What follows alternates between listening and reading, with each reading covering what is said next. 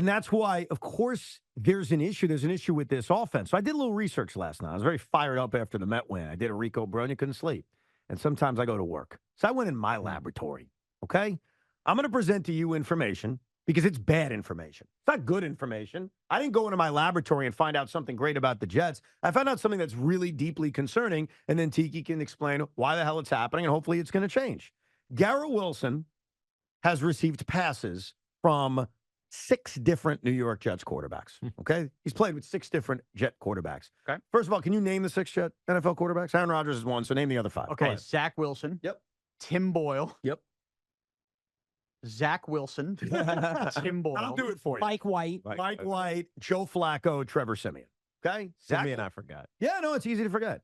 Zach Wilson, Joe Flacco, Mike White, Tim Boyle, and Trevor Siemian. And I was really curious. I was fascinated. What are Garrett Wilson's stats with each quarterback? I was like, man, I'm so curious. And I found out the information I wanted. And I can tell you right now who he has the best stats with. The answer is, you want to guess, by the way? Zach Wilson. The answer is Joe Flacco. Oh. Now, limited amount of games. Was it 2 games? So here's what I did, because I think stats need to be given proper context. 21 games with Zach, 5 with Joe, 5 with Simeon, 4 with Mike White, 2 with Tim Boyle, 5 with Aaron Rodgers, right? So I did, what is his average game when that guy is the quarterback? Not just the overall. That's a good way to do it. Thank you. Mm-hmm. Is what happens when I go in the lab. What a geek I am. Here are the numbers I came up with. With the pen and a pad? With the pen and a pad. Actually, with my tablet. Got my computer. Targets per game. The most of any of those quarterbacks, Joe Flacco would target him 11.4 times. Okay? With Aaron Rodgers, that number is 7.8. That is the lowest number of any of the other quarterbacks he's played with on average. With Zach, it was 8.4. With Boyle, it was 8.3. With Simeon, it was 8.2. With Mike White, it was 10.3. And with Flacco, it was 11.4. Receptions per game. The highest, again, Joe Flacco, 6.6. The next highest, Mike White, 5.5. The next highest, Aaron Rodgers at 5, Zach Wilson 4.9, Simeon 4.4, Tim Boyle 4.0. So in the Aaron Rodgers case, is average receptions in the middle of the pack. Yards per game.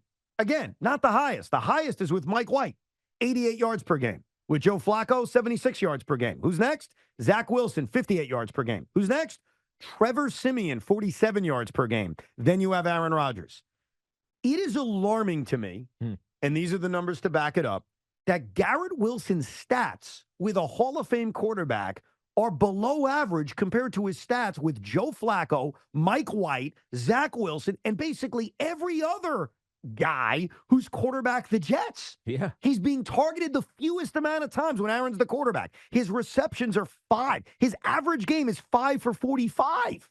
So why? That's my answer. I gave you all the stats. Why? That doesn't make sense to me. Well, help me. So I think it's partly how he's being used and what Aaron Rodgers wants to do. But it's also because I'm just going back and looking at these Flacco plays with Garrett Wilson. It's you. It's a lot of. That's why Tiki's the best. It's a lot of like digs, so 12 to 16-yard digs in routes. Flacco's, knock him if you want. He's on time. So ball comes out, it's where it needs to be. You catch it, it's going to be in traffic, but he's putting it where it needs to be. That's what he does. That's why he looked so good for Indy last weekend when Anthony Richardson got hurt. It just is what it is. So when you talk about the route tree is different with Aaron Rodgers because there's a lot of times where he's just going to call a bubble. He's going to say, turn around right now, I'm throwing you the football. Or run up the sideline, I'm going to hit you on your back shoulder at, run a go, but you're going to get this ball at 8 yards. And I'm throwing it because I'm seeing the back of the defender's head, which means you're open. So I'm not going to, maybe you can outrun the guy, but the percentage of completion of that pass is significantly lower than me throwing it on your back shoulder. And so his route tree is limited because the play gets changed at the line of scrimmage a lot of times. And he's not doing the things that Joe Flacco did, which was get to my 5th step. Know that you're at your 5th step and you're breaking in, ball's coming out. I'm hitting you in the middle of the field, especially if it's zone. So it's just a different a different mentality because of the different quarterbacking that's going on. Well, when are the results going to change, though? I mean, They have to. when they get on a Devontae Adams, Aaron Rodgers page. Well, when does That's that what's going occur? to happen. I mean, it's only been 4 games. I get that, but those games I talked about, like he quarterbacked with, or Mike White quarterbacked with him for 4 games too. Yeah. Now, maybe this is more complicated, so you got to give it more time. Did you divide your numbers by 5 games, by the way? Excuse me? Did you divide your Rodgers-Wilson numbers by 5 games? Yeah. Because remember, he only listed 4 snaps. I must have to throw that out. That's true. Yes, a good those numbers are even worse. Fine. Okay. I'm just telling you. That doesn't prove my point. Yeah. I mean, what do you want me to tell you? Look, what I would like to know, and this is not trolling, I'd actually like to ask Tiki this. You're Yeah. right. More time, more practice. It felt like August, and I know we weren't there for all the practices and everything. It was all about Rodgers and Garrett Wilson and the crowd hooting and hollering, and all they did was connect every single practice. And we were led to believe, oh my God, look at this chemistry. How was that not translating 4 weeks in? I don't know. I don't know. They're struggling. They're Right. struggling. They're offensively. I can't put my finger on all of it. Because that chemistry was good, right? I'm not making that up. We all saw But this isn't in there a August. difference, Tiki, between chemistry on a practice You field? got to believe that teams are they're paid too. Yeah. Right. And if they know one player is going to hurt them, it's Garrett Wilson right now. It's not the run game. It's not Brees Hall. It's Garrett Wilson. So I'd have to go look. Haven't done the Jets this year, so haven't watched extensively how they're being defended.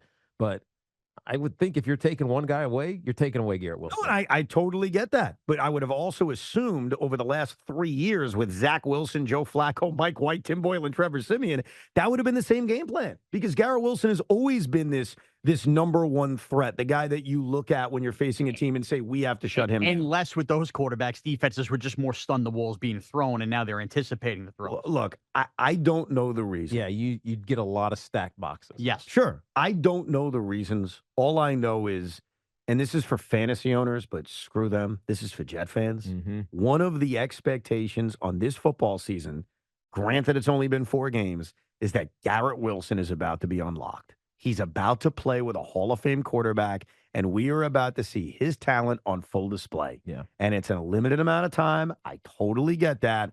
But when you look at his numbers being either on the same level or below the Simeon, Boyle, White, Flaccos, and Wilsons of the world, it's concerning, and it needs to change.